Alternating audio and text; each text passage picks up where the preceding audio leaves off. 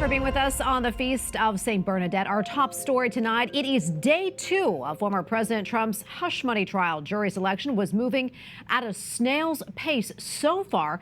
Attorneys have dismissed dozens of potential jurors and chose 6. Candidates are being questioned individually about their ability to fairly decide whether or not Trump will become the first former president ever convicted of a crime. The former president is charged with falsifying business records to cover up a sex scandal during his 2016 campaign. At the center of the case are payments totaling $130,000 to adult film star Stormy Daniels. Trump's former lawyer, Michael Cohen, admitted in a plea deal the money was aimed at buying Daniels' silence about the alleged affair that may have taken place more than a decade ago. Donald Trump says he did nothing wrong.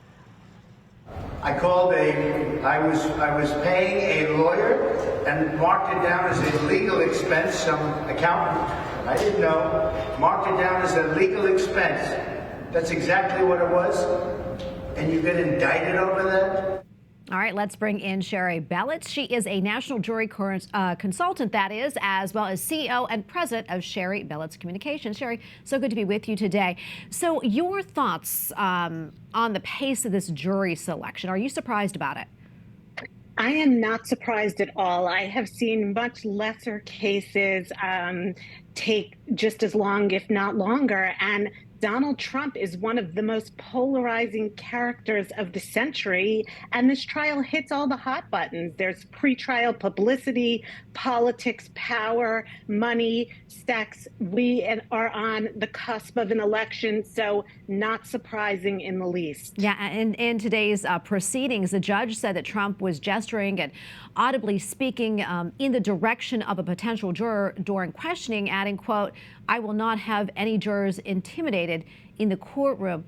Shari, how does that kind of behavior, how does that impact potential jurors? Well, you have to put yourself in a juror's position, not even as far as the Donald Trump trial, as far as any trial. It's a very intimidating place to be. People do not like to be the center of attention. They do not like to be pulled from their lives, let alone to be at such a high-profile trial with someone who is one of the most powerful people in the world. It is extremely intimidating for a number of the jurors, I'm sure. Yeah, and do you think it would make it harder to find jurors for this case? I do think it's going to make it harder. There are quite a number of things that are going to make it really difficult to select a jury in this case, and I wouldn't be surprised if this jury selection takes quite a while. Yeah, and Shari, talk to us about what these attorneys, what they're looking for when it comes to a juror. Sure. Okay, so you have the Donald Trump team, and the Donald Trump team, Manhattan is overwhelmingly anti-Trump. So the Trump team is not looking for supporters. They are looking for impartiality, and they are looking for disinterest.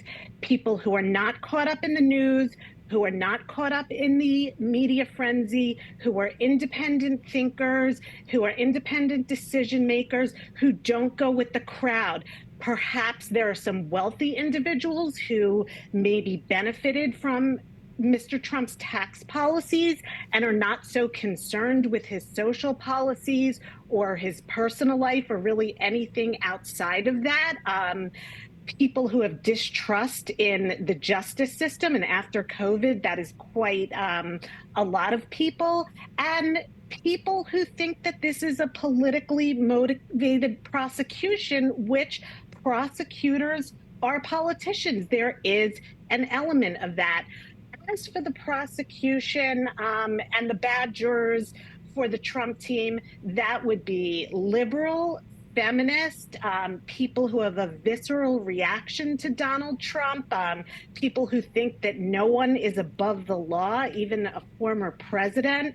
And there are plenty of these people in Manhattan, and people are very polarized when it comes to Donald Trump. Yeah, I'm sure this will take a very long time, the jury selection. We'll see what happens. Shari, so good to be with you. Thank you for your insights. We appreciate it. Thank you so much for having me.